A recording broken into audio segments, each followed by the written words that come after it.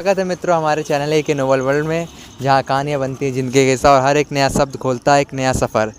तो चलिए लेके चलते हैं आपको कहानियों की ऐसी अद्भुत दुनिया में, जहाँ आपको सीखने को बहुत कुछ मिलेगा।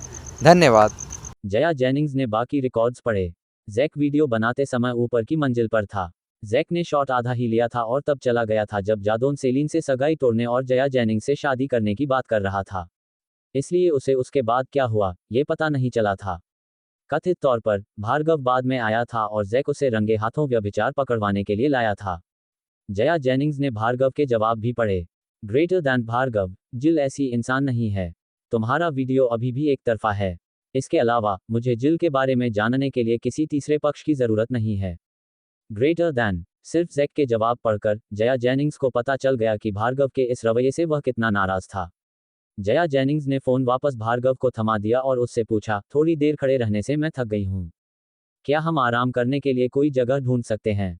भार्गव ने इस बार अच्छा किया। वह पहले से ही उस पर भरोसा करने की कोशिश कर रहा था, लेकिन उन एकतरफा रिकॉर्डिंग्स को सुनने के बाद भी उसका जलना और चिंतित होना स्वाभाविक था। इससे ये स्पष्ट हो गया कि जब वह आया था तो वह क्यों इतना आक्रामक था। भार्गव ने अपना फोन रखा और कहा, मुझे 7वीं मंजिल पर एक बॉक्सिंग जिम के बारे में पता है। चलो वहां जाकर आराम करते हैं। जया जेनिंग्स हल्के से हंसी, ठीक है। जैक ने ये सुना और समझा कि वे आराम करने नहीं जा रहे हैं बल्कि उसे पीटने जा रहे हैं। वह इतना गुस्सा हुआ कि उसने पैर पटका, बॉक्सिंग जिम में आराम करने कौन जाता है? भार्गव, अपनी औरत के साथ होते ही तुम अपने दोस्त को भूल गए। भार्गव ने ठंडी निगाह से उसकी ओर देखा, अगर तुम नहीं जाते तो कोई बात नहीं। तुम घर जा सकते हो और वुल्फी को तुम्हें पिछली फुलवारी बैक गार्डन घुमाने देने के लिए कह सकते हो। जैक एक पल में हार मान गया, चलो आराम करो। क्या वुल्फी उसे फुलवारी घुमाता? वुल्फी तो उसे केवल अपना इलाका दिखाता, जहां कई खूंखार कुत्ते थे और वे उसका पीछा करते। जया जेनिंग्स से पिटना कुत्तों के झुंड से पीछा किए जाने से बेहतर था। जैक ने जया जेनिंग्स की पतली काया देखी और मन ही मन सोचा कि इतनी कोमल औरत कोई बड़ी बात नहीं है और वह ज्यादा से ज्यादा उसके चेहरे पर घूंसा मारकर नाक से खून ही निकाल सकती है। एक आदमी के लिए औरत का मुक्का काफी नर्म होता है। जब जैक ने ये सोचा तो उसे राहत मिली। जया जेनिंग्स ने जाने देने का विचार किया था, जब तक कि उसने जैक का अड़ियल चेहरा नहीं देखा और अपना मन बदल लिया। वे बॉक्सिंग जिम गए। जया जेनिंग्स ने जैक से पूछा, क्या तुम सुरक्षा उपकरण पहनना चाहोगे? जैक ने देखा कि जया जेनिंग्स इतनी नाजुक और कोमल थी कि वह अपनी मुट्ठी के चारों ओर हाथ लपेट सकता था। उसमें बिल्कुल भी ताकत नहीं थी, ऐसा सोचकर जैक साहसी हो गया, नहीं। लेकिन तुम्हें पहनना चाहिए। मैं भार्गव की खातिर तुम पर कोई दया नहीं दिखाने वाला। जया जेनिंग्स ने अपना बैग भार्गव को दिया, जरूरत नहीं है, बस अपना सर्वश्रेष्ठ करो। जैक ने अपना सिर भार्गव की ओर मोड़ा। भार्गव, जया जेनिंग्स ने ये खुद मांगा है, इसलिए अगर उसे चोट लगती है तो मुझे दोष मत देना। भार्गव जया जेनिंग्स के बैग को देख रहा था, फिर ऊपर जैक को देखा और हल्के से सिर हिलाया, शुभकामनाएं। क्या उसने मेरे लिए टाई नहीं खरीदी थी? मुझे कोई उपहार बक्सा क्यों नहीं दिखा? भार्गव को इस बात की ज्यादा चिंता थी। जया जेनिंग्स और जैक रिंग में चले गए, बिना किसी सुरक्षा के, नंगे हाथों से लड़ने के लिए तैयार। रिंग उस जगह से कुछ दूरी पर था जहां भार्गव देख रहा था। जैक ने जया जेनिंग्स की ओर देखा और धीमी आवाज में कहा, जया जेनिंग्स, भार्गव को भ्रमित करना बंद करो। वह तुम्हारे कारण हाल ही में अपनी दवा नहीं ले रहा है। तुम उसे मरवाने की कोशिश कर रही हो। जैक भार्गव का नियमित चेकअप करता रहा था और वह दवा भी देता था। अब भार्गव को उसके चेकअप की जरूरत नहीं थी और न ही वह दवा लेता था जिसे उसकी मेडिकल टीम ने विकसित किया था।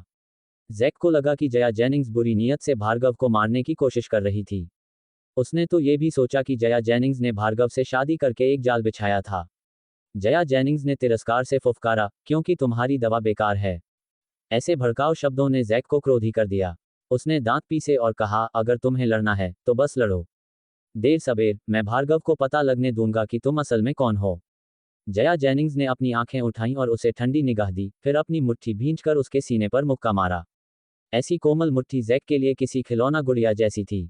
बिल्कुल भी दर्द नहीं हुआ।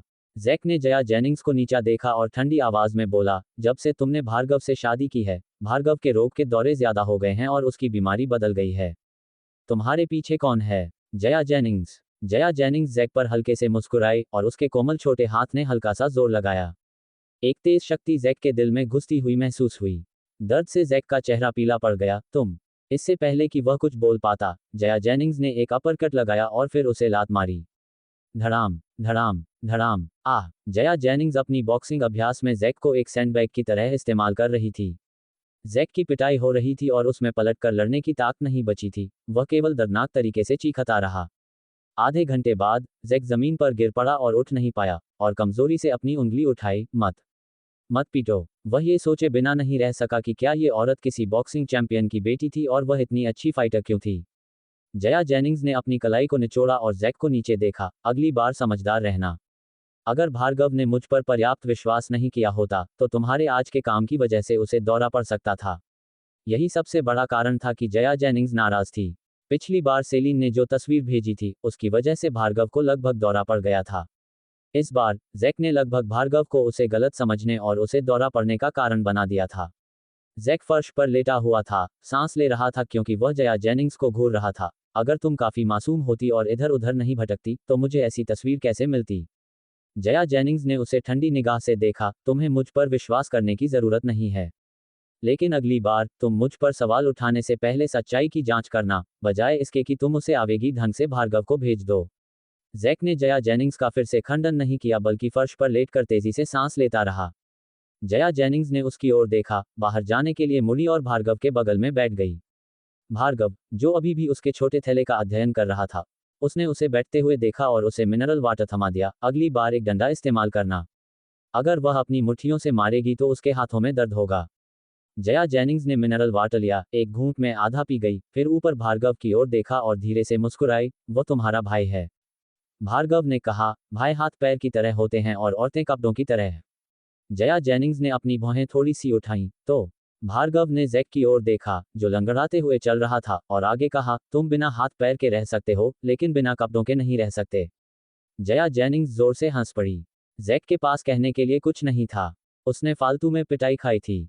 जैक हताश होकर एक तरफ बैठ गया और भार्गव ने उसे पानी दिया। भार्गव ने अपना सिर जया जेनिंग्स की ओर मोड़ा। जिल। जया जेनिंग्स, हम। भार्गव ने अपनी ठोड़ी ऊपर उठाए, अपनी पतली गर्दन को उजागर किया, और उसका कॉलर थोड़ा खुला हुआ था, उसके दुबले सीने का थोड़ा सा हिस्सा दिख रहा था। जया जेनिंग्स ने उलझन में भार्गव को देखा। क्या तुम्हारी गर्दन में कोई समस्या है? भार्गव एक पल के लिए निःशब्द हो गया, इससे पहले कि उसने गहरी आवाज में कहा, नहीं। जया जेनिंग्स ने देखा कि भार्गव अपनी ठोड़ी ऊपर उठाए हुए थोड़ा नाखुश था। वह समझ गई कि वह एक चुंबन मांग रहा था। ठीक है, चूंकि उसने आज अच्छा किया था, वह उसे एक चुंबन से पुरस्कृत करेगी। जया जेनिंग्स ने भार्गव का चेहरा अपने हाथ में लिया और उसके होठों पर चुंबन किया। अचानक चुंबन किए जाने पर भार्गव जड़ हो गया। जया जेनिंग्स सिर्फ एक चुंबन के बाद हट गई, शर्म के साथ चंचलता से उसे आंख मारी। तुम्हारे विश्वास के लिए एक इनाम। भार्गव ने अपने पतले होंठ सिकुड़े। हाँ।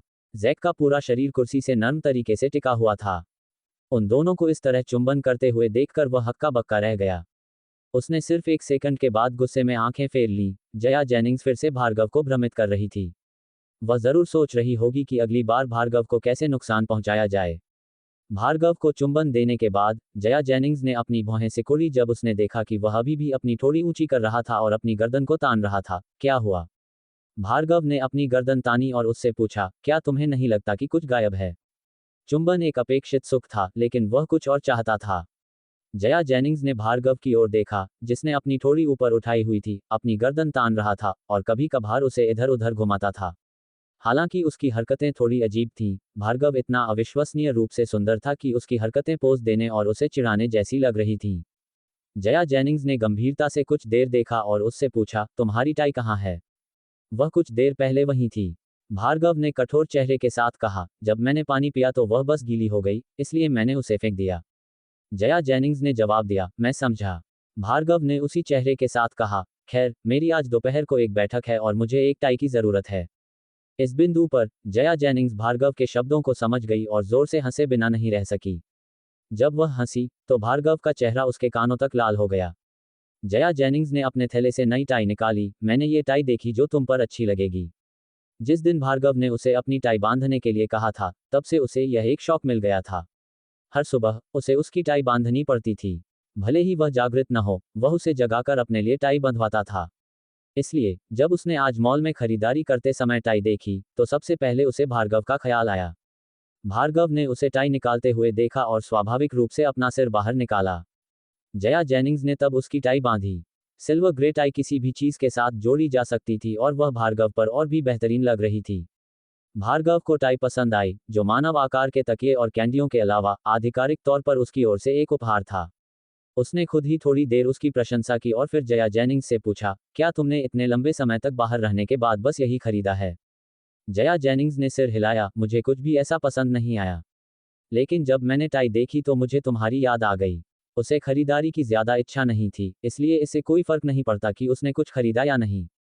आज जो एकमात्र चीज वह पहली नजर में खरीदना चाहती थी, वह टाई थी। भार्गव ने जया जेनिंग्स का हाथ पकड़ा और कहा, तो चलो खरीदारी जारी रखते हैं। जया जेनिंग्स ने मना नहीं किया बल्कि उसका पीछा किया। जैक निःशब्द था। वे वास्तव में उसके सामने मोहब्बत दिखा रहे थे। क्या वे उसे हवा समझ रहे थे? भार्गव ने गहरी आवाज में उसे बुलाया, जैक, साथ चलो। जैक जल्दी से खड़ा हुआ, दर्द में मुंह बिगाड़ते हुए, मैं आ रहा हूं।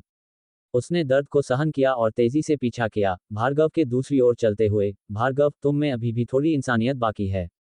उसने जया जेनिंग्स की वजह से उसे अकेला नहीं छोड़ा। भार्गव मुस्कुराया और कुछ नहीं कहा। जल्द ही जैक को पता चला कि भार्गव बस अमानवीय था। उसने उसे साथ क्यों आने के लिए कहा था? क्योंकि उसे मेहनत के लिए उसकी जरूरत थी।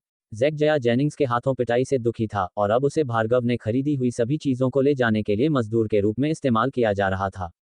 ये जोड़ा बस निर्दयी था। जया जेनिंग्स ने निश्चित रूप से भार्गव को अपने वश में कर लिया था। वह जया जेनिंग्स का नकाब देर सबेर फाड़ देगा। भार्गव ने जया जेनिंग्स के साथ खूब सारी चीजें खरीदी। उसने पहली नजर में जो भी चीजें पसंद आई, सब खरीद ली। उनके पीछे जैक हताशा के साथ खरीदारी के ढेरों बैग लिए हुए था। उन तीनों ने एक साथ दोपहर का भोजन किया। जया जेनिंग्स ने जोर दिया कि उसे भार्गव को घर छोड़ने की जरूरत नहीं है, इसलिए भार्गव ने हार मान ली। जैक ने अपनी दर्द भरी बाहों को रगड़ा और भार्गव से कहा, भार्गव, तुम्हें कार का पिछला हिस्सा भी अब नहीं दिख रहा है, तो देखना बंद करो। जया जेनिंग्स खुद ही गाड़ी चलाकर घर गई थी। क्या भार्गव को इतना चिंतित होना पड़ा? भार्गव ने अपना सिर घुमाया और जैक को ठंडी निगाह से देखा।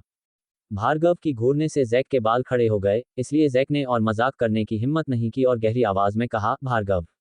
भार्गव ने उसकी ओर देखा और पूछा, तुम्हें जिल से कोई समस्या है? जैक मना करना चाहता था, लेकिन भार्गव की तेज निगाह के तहत उसने फिर भी सिर हिलाया। हाँ, वह बिल्कुल जया जेनिंग्स जैसी नहीं लगती। उसने कहा, जिस जया जेनिंग्स के बारे में मैंने पता किया था, वह एक मूर्ख, चंचल और अशिक्षित युवा अमीर लड़की थी जिसे कोई भी बेवकूफ बना सकता था। लेकिन लीच परिवार में आने के बाद जया जेनिंग्स कैसी है?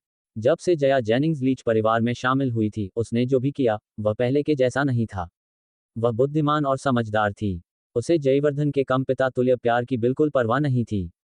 और वह सेलिन के लिए एक अच्छी बहन बनने का ढोंग नहीं करती थी। और अब जया जेनिंग्स आश्चर्यजनक रूप से लड़ाई में अच्छी थी। जैक जानता था कि उसके लड़ने के कौशल कमजोर थे, लेकिन जब एक महिला से निपटने की बात आती थी, तो उसके कमजोर लड़ने के कौशल पर्याप्त होते थे। जया जेनिंग्स इतनी नाजुक छोटी महिला थी, लेकिन उसने उसे 1.8 मीटर से अधिक ऊंचे एक आदमी को एक पंचिंग बैग की तरह पीटा। जया जेनिंग्स, जो निकम्मी लेकिन डरपोक रही थी, कभी ऐसा नहीं कर सकती थी।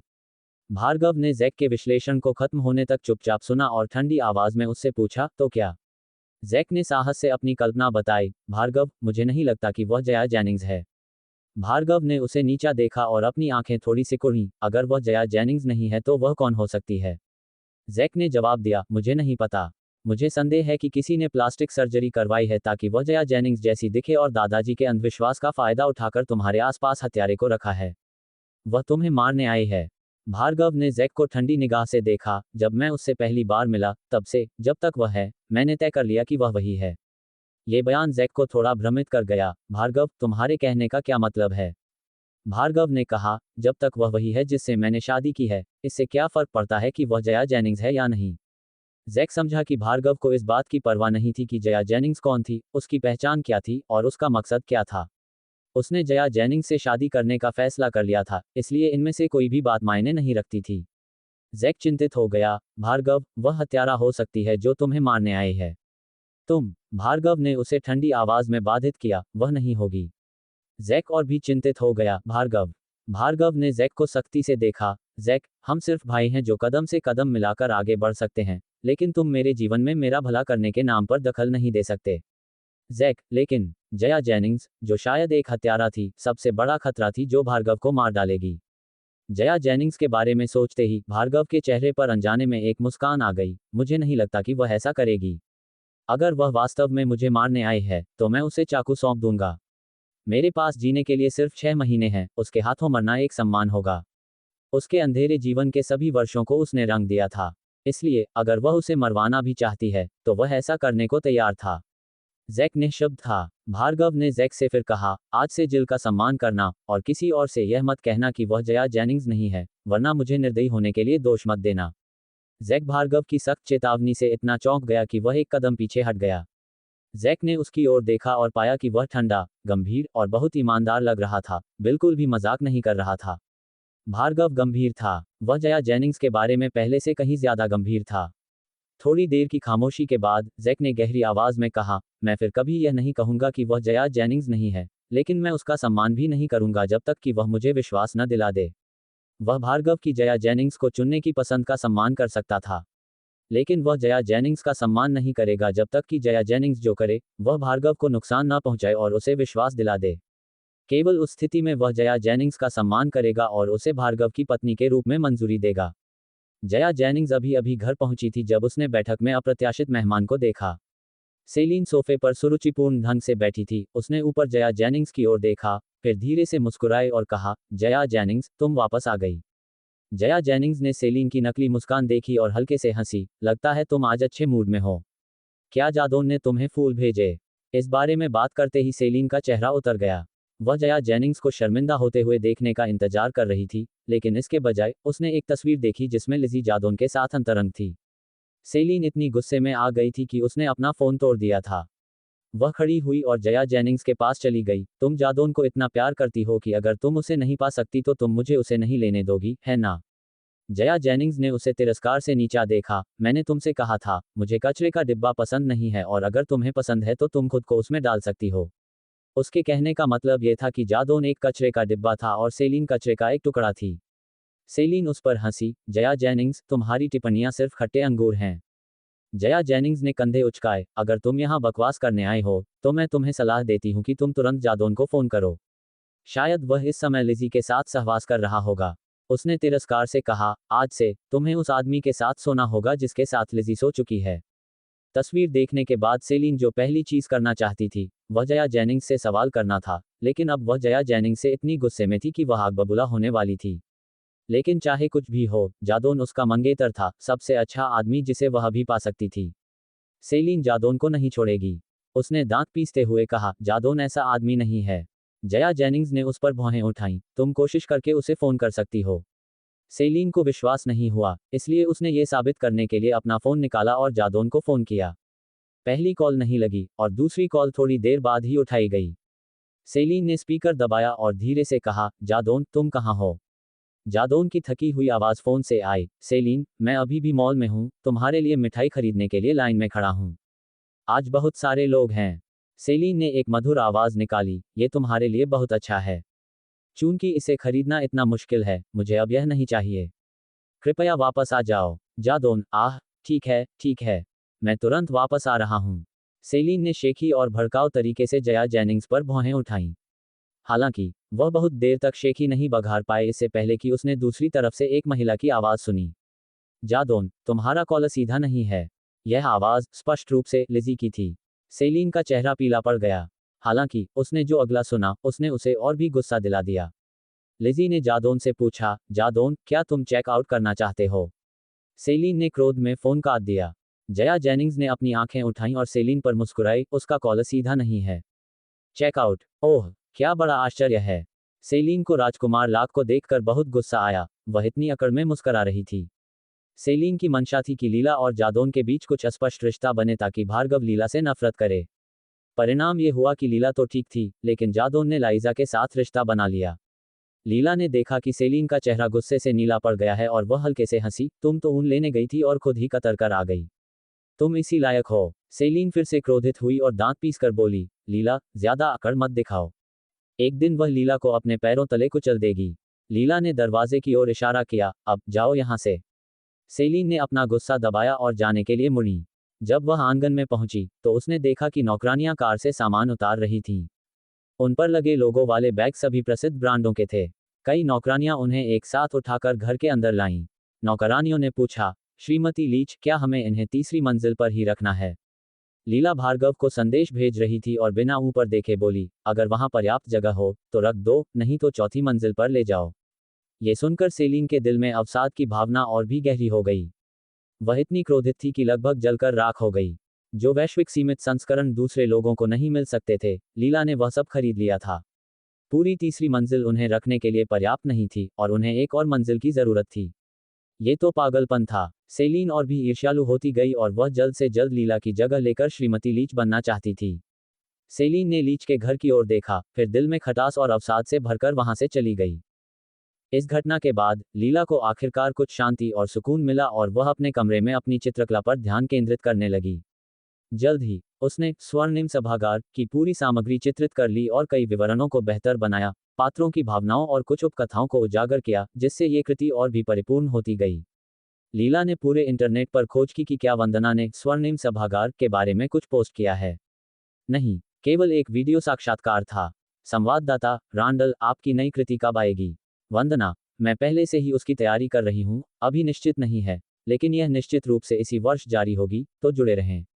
संवाददाता, क्या आप हमें स्वर्णिम सभागार की सामग्री, सामान्य दिशा और शैली के बारे में बता सकती हैं? वंदना, नहीं, यह एक रहस्य है और मैंने इसे अपने प्रियजनों को भी नहीं दिखाया है। संवाददाता, क्या इस बार आपकी कृति मुद्रित होगी या ऑनलाइन धारावाहिक के रूप में प्रकाशित होगी? वंदना, ये पहले मुद्रित होगी और फिर 6 महीने बाद इंटरनेट पर धारावाहिक के रूप में प्रकाशित होगी। संवाददाता, क्या आपने चित्रकला कर ली है? क्या पांडुलिपि प्रिंटर को भेज दी गई है? क्या आपको इस बात की चिंता नहीं है कि यह लीक हो सकती है?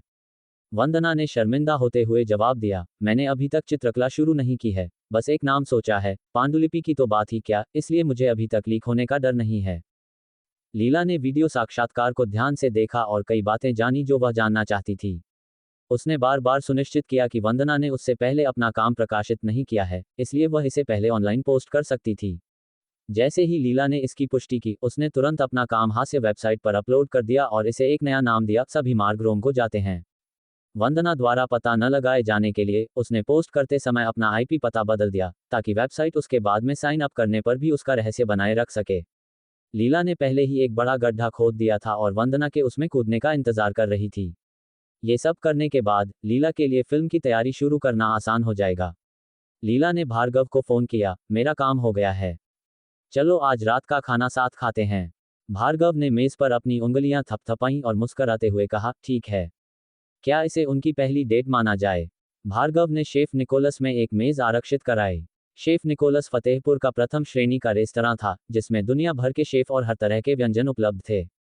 जो लोग यहां भोजन करना चाहते थे, उन्हें 1 महीने पहले आरक्षण कराना होता था। इसमें न केवल अच्छा खाना था, बल्कि यह सत्ता और धन की स्थिति का प्रतीक बनने वाला स्थान भी था। लीला भार्गव से पहले शेफ निकोलस पहुंची और उसे फतेहपुर के सर्वश्रेष्ठ रात्रि दृश्य वाले सबसे अच्छे बॉक्स में ले जाया गया। उसी समय वह नीचे क्या हो रहा है, ये भी देख सकती थी। लीला बॉक्स में बैठी और भार्गव को संदेश भेजा कि वह आ गई है। फिर वह बैठकर शौर्य और वंदना के बारे में जानने के लिए ट्विटर ब्राउज करने लगी। शौर्य का नवीनतम ट्वीट उसी दिन पोस्ट किया गया था जिस दिन मीरा की मृत्यु हुई थी, और उसने तब से कोई पोस्ट नहीं किया था।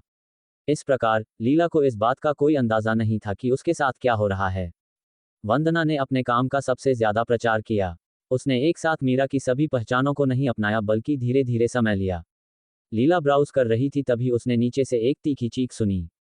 आह, मेरी पोशाक, तुमने ये क्या किया? क्या तुम नौकरी से निकाले जाना चाहती हो? आवाज लीला के लिए परिचित थी।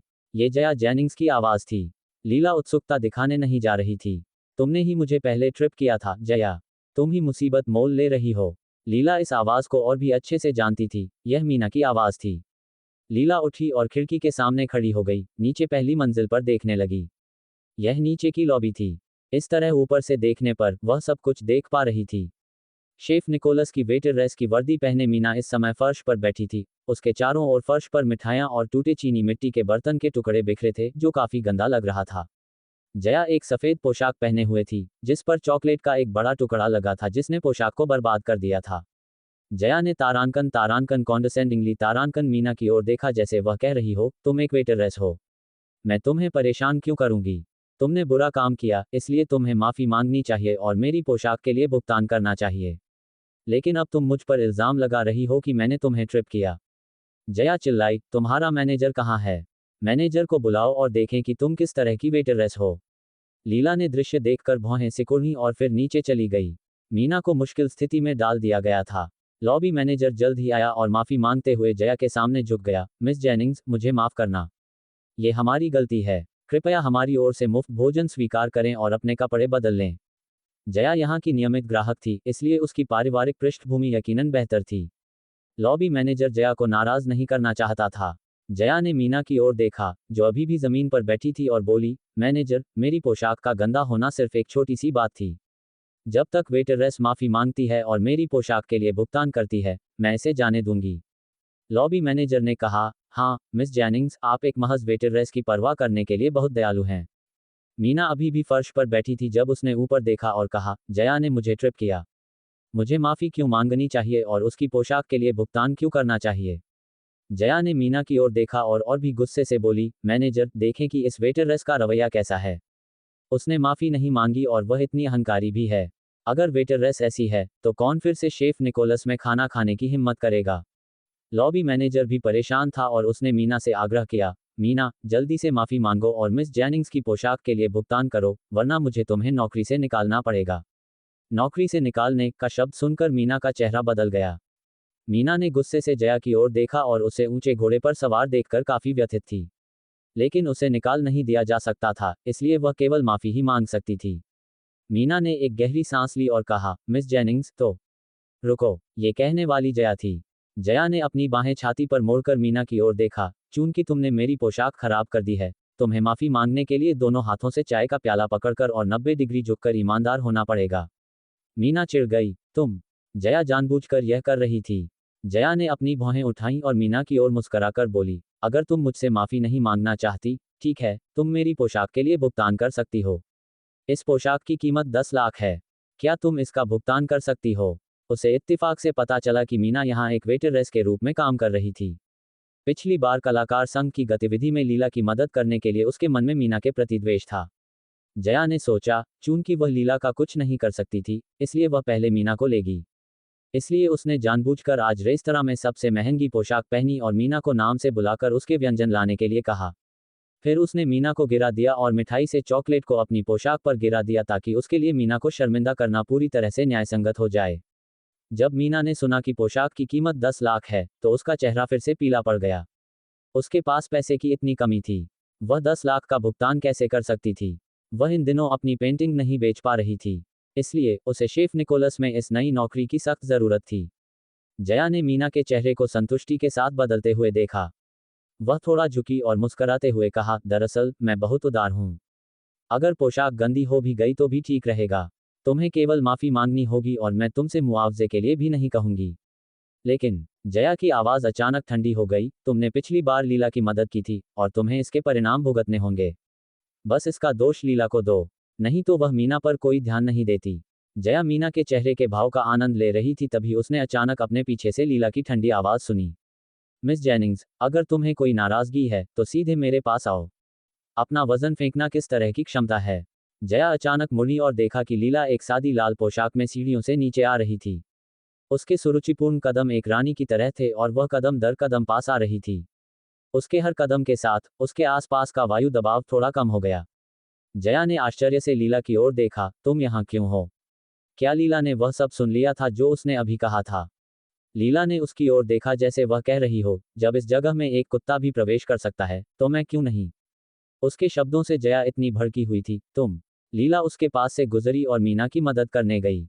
मीना लीला को मना करना चाहती थी, लेकिन उसके टखने में मोच आ गई थी और उसमें खड़े होने की ताकत नहीं थी। लीला ने देखा कि मीना की हथेली टूटे हुए चीनी मिट्टी के बर्तन से खून बह रही थी। ये देखकर लीला की नज़र ठंडी हो गई और उसने मीना से पूछा, क्या जया ने तुम्हें ट्रिप किया? मीना ने सिर हिलाया और कहा, चिंता मत करो, मैं इसे ठीक कर सकती हूँ। लीला ने अपनी आंखें बंद कर लीं, खून के प्यासे आवेग को दबाते हुए। उसने आदेश दिया, चिकित्सा किट लाओ। लॉबी मैनेजर ने जल्दी से किसी को चिकित्सा किट लाने के लिए भेजा।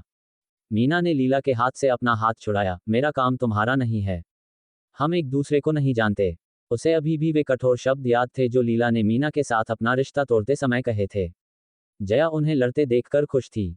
उसने अपनी बाहें छाती पर मोड़कर देखा और कहा, मिस लुइस, अच्छा बनने का ढोंग मत करो। वह तुम्हारी दयालुता को वैसे भी स्वीकार नहीं करेगी। लीला ने जया को नजरअंदाज किया। जब चिकित्सा किट आई तो उसने चुपचाप मीना के घावों को कीटाणुरहित किया और पट्टी बांधी। जया ने मीना की ओर देखा और कहा, अब मेरे पास एक विचार है। तुम्हें माफी मांगने या 10 लाख का भुगतान करने की जरूरत नहीं है। तुम्हें बस लीला को 2 थप्पड़ मारने हैं और मैं ये सब जाने दूंगी। अपमान या दंड? मीना ने सदमे में जया की ओर देखा। तुमने क्या कहा? क्या उसने उसे लीला को थप्पड़ मारने के लिए कहा था? जया ने अपनी भौहें उठाईं जैसे वह कह रही हो, जैसा तुमने सुना, जब तक तुम लीला को 2 थप्पड़ मारती हो, मुझे तुमसे माफी या भुगतान नहीं चाहिए। ये 10 लाख है। उसने मीना की जांच की थी और पाया कि उसका परिवार गरीब था और उसकी मां बीमार थी। 10 लाख तो छोड़ो, अगर उसे 10,000 का भुगतान करने के लिए कहा जाता तो भी उसके गरीब परिवार की दुर्भाग्य में वृद्धि होती। लीला ने ऊपर देखा। तुम क्या सोच रही हो? जया अब लीला से नहीं डरती थी। उसने कहा, लीला, अगर तुम उसे एक दोस्त मानती हो तो उसे तुम्हें 2 थप्पड़ मारने दो ताकि मामला निपट सके। जया ने मुस्कुराते हुए ये भी कहा, 2 थप्पड़ों के लिए 10 लाख, छी, कितना कीमती चेहरा है। मैं पहले से ही उदार हूं, है ना? इसे उदारता कैसे कहा जा सकता है? ये तो बस लीला को अपमानित करना था। उसने ये भी सोचा कि मीना और लीला अच्छे दोस्त थे और वह उनमें फूट डालना चाहती थी। लीला ने कहा, अगर मीना ने ये गलती से किया है तो मैं उसके लिए तुम्हें पैसे वापस कर दूंगी। लेकिन मीना ने ठंडाई से उसे बीच में ही टोक दिया, नहीं, मैं इसका भुगतान करूंगी, लेकिन मैं किसी को मारने जैसा कुछ नहीं कर सकती। लीला ने अपना सिर तिरछा किया और भौहें सिकोड़कर मीना की ओर देखा। जया ने उनकी ओर देखा और हल्के से हंसी, तुम अच्छी दोस्त लगती हो, लेकिन अब मुझे पैसे नहीं चाहिए। आखिरकार मुझे उसकी जरूरत नहीं है। मीना ने एक गहरी सांस ली इससे पहले कि उसने कहा, जया, तुम ठीक ठीक क्या चाहती हो? जया ने अपने बालों को ठीक करने के लिए हाथ उठाया और फिर ऊपर देखा और कहा, मैं कुछ नहीं करना चाहती थी, लेकिन लीला मुझे लगातार उकसाती रहती है, इसलिए मुझे कुछ करना पड़ेगा। उसने मीना की ओर देखा और कहा, मैं वास्तव में केवल माफी चाहती थी, लेकिन लीला की वजह से मुझे अब माफी या पैसे का भुगतान नहीं चाहिए। लीला ने ठंडाई से कहा, जया, मैं तुम्हें सुझाव देती हूं कि तुम खुद का मजाक मत बनाओ। जया स्नॉटेड, मैं तो बस खुद का बचाव कर रही हूं, मीना। अपना नाम सुनकर मीना ने चिढ़कर जया की ओर देखा, बहुत आगे मत बढ़ो। मैं माफी मांगूंगी और तुम्हें भुगतान करूंगी। और मैं लीला को नहीं जानती। अगर तुम मेरे लिए चीजें मुश्किल करोगी तो इससे उसे ही खुशी मिलेगी। जया ने कहा, यह तुम्हारा काम है। मेरी मांग अब यह है कि या तो तुम लीला को 2 थप्पड़ मारो, या तुम घुटनों के बल आकर मुझसे माफी मांगो, या फिर। जया ने अपनी ठोड़ी उठाए और हंसी, तारांकन, मुझे इससे निपटने के लिए पुलिस को बुलाना पड़ेगा। ये 10 लाख है। भले ही तुम्हें हिरासत में न लिया जाए, तुम्हें किराए के घर से बाहर निकलने के लिए मजबूर किया जाना चाहिए, फिर तुम्हारी माँ और तुम्हारे पास रहने की कोई जगह नहीं होगी, है ना? लीला ने एक कदम आगे बढ़ाया और बोलने ही वाली थी कि मीना ने उसे पीछे खींच लिया। मीना ने याचना करते हुए और गुस्से से उसकी ओर देखा, लीला, मुझे अब इसमें और मत घसीटो, ठीक है? उसकी वजह से लीला के लिए चीजें मुश्किल करने की कोई जरूरत नहीं थी। लीला एक पल के लिए अवाक रह गई और फिर कहा, वह तुम्हें शर्मिंदा करने और अपमानित करने की कोशिश कर रही है, और तुम जो भी करोगी उससे मदद नहीं मिलेगी। मीना ने उसकी ओर देखे बिना कहा, यह तुम्हारा काम नहीं है। हम एक दूसरे को नहीं जानते।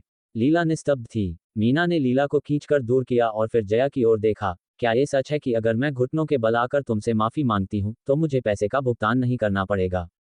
जया ने अपनी भौहें उठाईं और कहा, बेशक। मैं इतनी मतलबी नहीं हूं। क्या ये तथ्य कि उसने मीना के लिए चीजें मुश्किल की और लीला को किनारे से देखने के लिए मजबूर किया, लीला के चेहरे पर थप्पड़ नहीं था?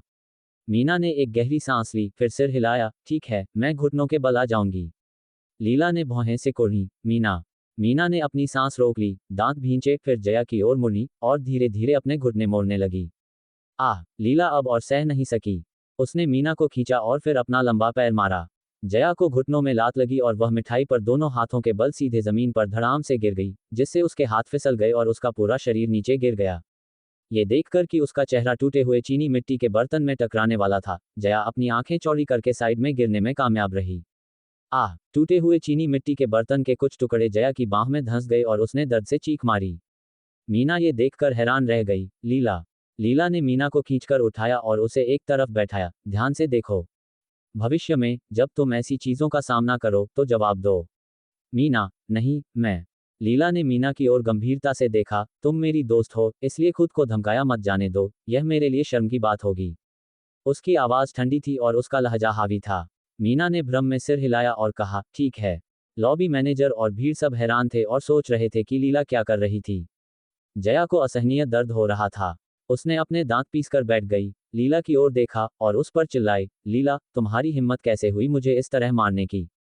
तुम। लीला मीना के बगल में बैठ गई और अपने पैरों को क्रॉस करके कुर्सी पर पीछे झुक गई। उसने अपनी थोड़ी थोड़ी ऊपर उठाए और एक महारानी की तरह जया की ओर देखा। उसने ठंडाई से कहा, तारांकन, मैंने तुम्हें पहले ही पीट दिया है। ये कहने में बहुत देर हो चुकी है कि मेरी हिम्मत है या नहीं। मैं जानना चाहूंगी कि तुम्हें पीटने के बाद तुम मेरा क्या करना चाहती हो। मैं। जया ने लीला की ओर देखा और उसकी शक्तिशाली आभा पर चुप हो गई। लीला ने हंसकर कहा, क्या क्या तुम जवाब देने की हिम्मत करती हो?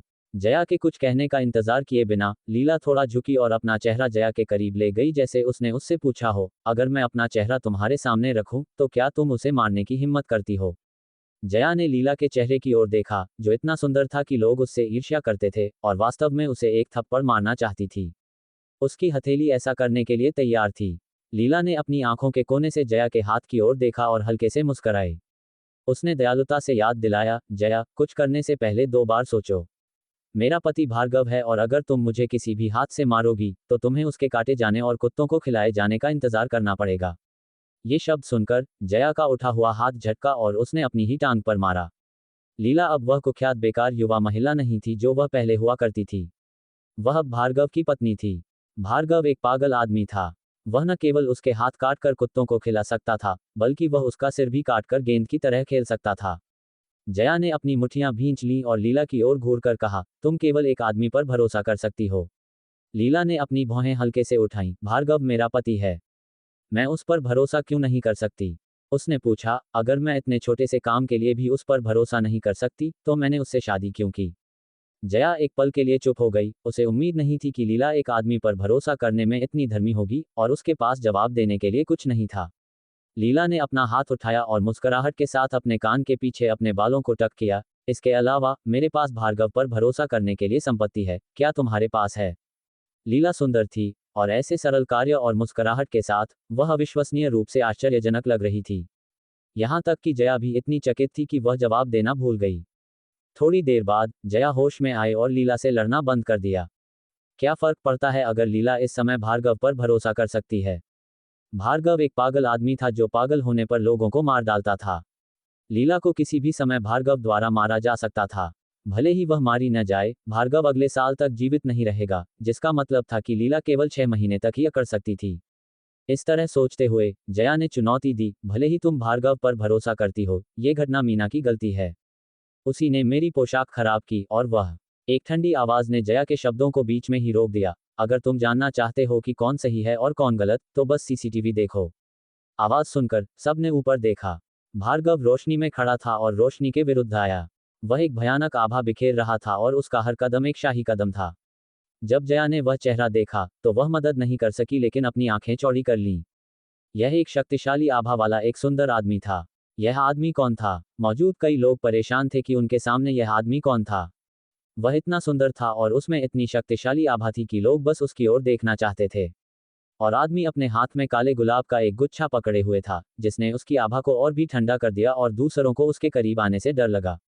पूरा कमरा शांत था। भार्गव लीला के पास आया और उसे फूल दिए। माफ करना, मुझे देर हो गई, श्रीमती लीच।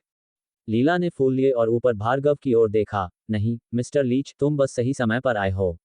भार्गव की दैनिक दिनचर्या थी कि वह सुबह उसे अपनी टाई बांधने के लिए कहता और शाम को उसके लिए फूलों का एक गुच्छा लेकर घर आता। जया वर्तमान क्षण में वापस आने वाली पहली थी और पहले से कहीं अधिक सदमे में थी। तुम भार्गव लीच हो? इतना सुंदर, सुरुचिपूर्ण और कुलीन आदमी भार्गव कैसे हो सकता है? सब जानते थे कि भार्गव एक बदसूरत और पागल आदमी था। वह ऐसा कैसे हो सकता है? ये पौराणिक भार्गव से बिल्कुल मेल नहीं खाता था। भार्गव ने जया की ओर देखने के लिए अपना सिर झुकाया। उसकी नज़र बर्फ की तरह ठंडी थी और लॉबी मैनेजर को निर्देश दिया, जाओ निगरानी वीडियो लाओ। लॉबी मैनेजर को बस अपनी रीढ़ में एक ठंडक महसूस हुई और उसने जल्दी से किसी को निगरानी वीडियो के लिए जाने के लिए कहा। जया अभी भी फर्श पर बैठी थी और भार्गव की बर्फीली घूरने से हिलने से डर रही थी, जवाब देने से तो और भी डर रही थी। ये भार्गव था। वह एक सेकंड पहले लीला के प्रति कोमल था, लेकिन अगले ही सेकंड उसके प्रति बर्फ की तरह ठंडा था। निगरानी वीडियो की बात। जया ने रेस्तरां में निगरानी कैमरों का अवलोकन किया था और जानती थी कि यह यहाँ एक डेड जोन था, इसलिए ये कैद नहीं होगा कि उसने मीना को ट्रिप किया था। भार्गव अगर निगरानी वीडियो की जांच भी करता तो ये बेकार होगा। इसे ध्यान में रखते हुए जया तुरंत साहसी हो गई। उसने भार्गव की ओर देखने के लिए अपना सिर उठाया, लेकिन शक्तिशाली आभा से डर गई और इसके बजाय अपना सिर झुका लिया। जया ने कहा, मिस्टर लीच, ये लीला थी जिसने अंधाधुंध मुझे मारा और मुझे जमीन पर गिरा दिया। भार्गव ने खतरनाक ढंग से अपनी आंखें सिकुड़ी, तो जया ने साहस जुटाया और कहा, तारांकन लीला इतनी मतलबी है कि वह केवल आपको परेशानी देगी। भार्गव ने एक ठंडी आवाज में उसे बीच में ही रोक दिया, मुझे उसकी दुर्भावना पसंद है और मुझे परेशानी देना पसंद है। भार्गव आमतौर पर कम बोलने वाला आदमी था, लेकिन जब बात लीला की आती थी तो उसके पास हमेशा बहुत कुछ कहने को होता था। जया चुप हो गई और कहा, लीला हिंसक है और उसे लोगों को मारना पसंद है। उसने पहले भी ऐसा किया है। मिस्टर लीच, वह वास्तव में मतलबी है।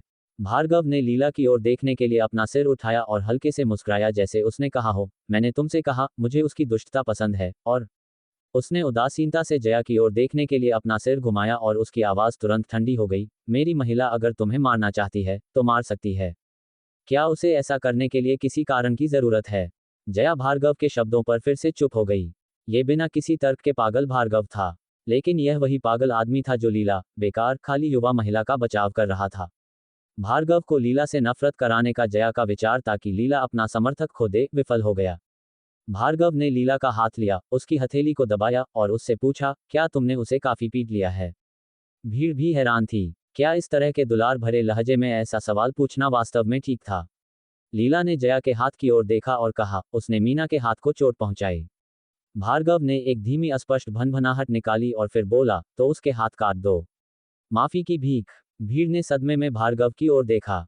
वह किसी के हाथ काटने की बात कर रहा था। ये सूअर के खुरों या पत्ता गोभी को काटने जैसा नहीं था। वह इसे इतनी आसानी से कैसे कह सकता था? जया का चेहरा पीला पड़ गया और एक पल में डर से भर गया। वह दर्द की परवाह किए बिना घुटनों के बल नीचे आए और माफी के लिए भीख मांगने लगी, मिस्टर लीच, मुझे पता है कि मैं गलत थी। कृपया मुझसे गुस्सा मत होइए, कृपया। ये भार्गव था, जो 10 साल से अधिक समय से पागल था, और अगर उसने ऐसा कहा तो वह वास्तव में उसके हाथ काट देगा। यहाँ तक कि जेनिंग्स परिवार को भी लीच परिवार का सम्मान दिखाना पड़ा।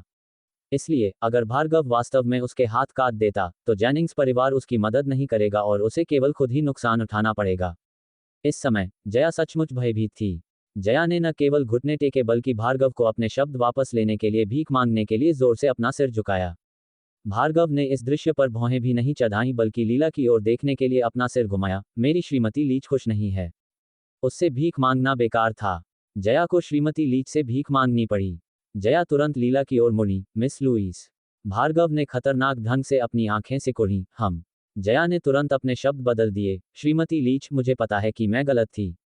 आप बहुत उदार हैं। कृपया मुझे माफ करें। मैं आपसे विनती करती हूँ। लीला ने जया की ओर देखा, जो पागल की तरह अपना सिर जमीन पर पटक रही थी। उसका माथा फर्श से छू गया, मिठाई से सना हुआ था और उस पर कुछ खून लग गया था। लेकिन लीला को उसके लिए थोड़ी सी भी सहानुभूति नहीं थी।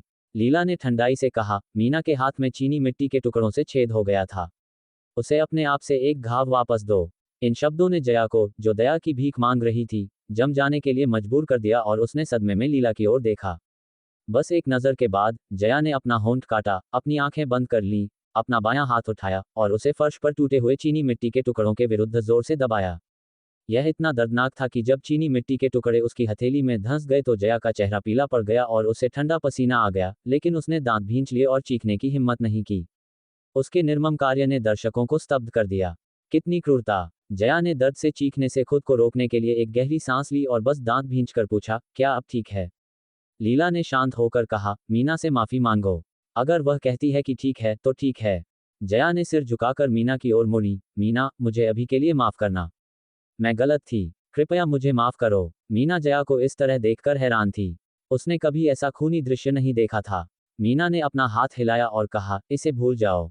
वह ठीक है नहीं कहेगी, क्योंकि वह जानती थी कि अगर लीला और भार्गव नहीं होते तो आज उसके साथ ऐसा ही होता। तभी जया फर्श से उठी। लीला ने उदासीनता से कहा, मीना को चोट लगी है और उसके कपड़े गंदे हो गए हैं, इसलिए उसे कपड़ों और खोई हुई मजदूरी के लिए भुगतान करो। यह ज्यादा नहीं है, 10 लाख काफी होंगे। जया ने और कुछ कहने की हिम्मत नहीं की। ठीक है। मीना ने अपना मुंह खोला लेकिन अंत में कुछ नहीं कहा। जब लॉबी मैनेजर को निगरानी वीडियो मिला तब तक जया निराशा में जा चुकी थी। हालांकि भार्गव ने फिर भी मैनेजर को वीडियो चलाने के लिए कहा ताकि हर कोई स्पष्ट रूप से देख सके कि जया ने ही परेशानी शुरू की थी और बाद में क्या हुआ। लीला उसे इस तरह देखकर लाचार होकर मुस्कुराई, दरअसल यह जरूरी नहीं है। यहाँ के लोगों को सच्चाई की परवाह नहीं थी, उन्हें बस किसके पास ज्यादा शक्ति है इसकी परवाह थी। भार्गव ने उसकी ओर देखा और कहा, यह जरूरी है। पहले तुम्हारी बुरी प्रतिष्ठा थी क्योंकि मैं वहां नहीं था, अब मैं तुम्हें किसी भी झूठे आरोप के अधीन नहीं करूंगा। लीला ने भार्गव की ओर देखा, और हालांकि उसने यह नहीं कहा, उसने समझ लिया कि उसका क्या मतलब था। उसने महसूस किया कि उसका दिल गर्म हो गया। ये भार्गव था जो केवल उसी के प्रति अच्छा था। तो मित्रों, उम्मीद है आपको हमारी कहानी पसंद आई होगी और आपको इससे बहुत कुछ सीखने को मिला होगा। ऐसे ही और कहानी के लिए जुड़े रहें एक नोवेल वर्ल्ड के साथ। और मैं क्षमा चाहता हूं कि हमारी कहानी में नाम के थोड़ा दिक्कत और हम इसके लिए बहुत ही कोशिश कर रहे हैं, तो जल्द ही इसको भी ठीक किया जाएगा। तब तक के लिए आप लोगों को ध्यान रखें। अगली कहानी जल्द ही।